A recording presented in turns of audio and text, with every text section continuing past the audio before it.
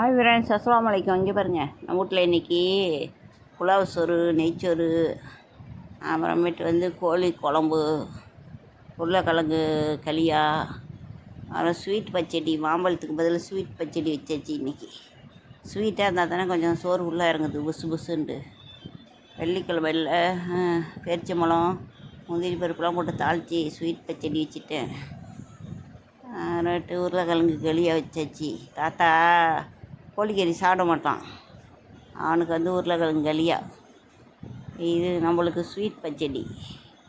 இது கொஞ்சோண்டு தொட்டுக்கிட்டா ஊருக்கு மாரி சூப்பராக இருக்கும், ஸ்வீட்டாக. அவ்வளோதான் ஃப்ரெண்ட்ஸ். பாருங்கள், லைக் பண்ணுங்கள். உங்கள் பொண்ணான லைக்கெலாம் அள்ளி போடுங்க. அவளுக்கு இதுமாரி ஸ்வீட்டான வீடியோலாம் போட்டு விட்றேன். தேங்க்யூ.